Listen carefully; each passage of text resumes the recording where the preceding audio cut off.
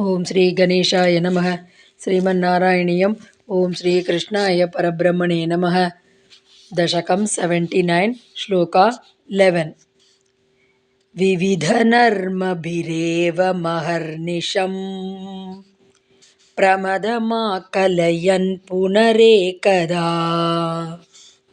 ರುಜುಮತೇಃ ಕಿಲ ವಕ್ರಗಿರಾ ಭವಾನ್ ವರತನೋರತನೋದತಿಲೋಲತಾಂ.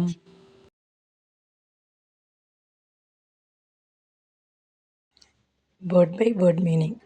Evam, in this manner. Aharnisham, day and night.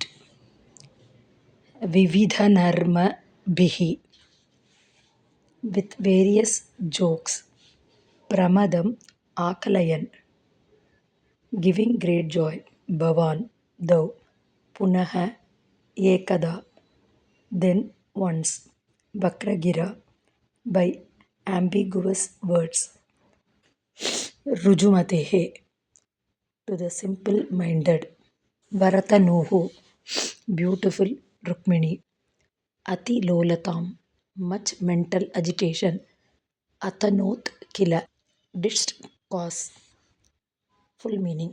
While thus giving her great joy day and night with various jokes and pleasant talk, thou didst once cause much mental agitation to the simple-minded Rukmini by ambiguous words.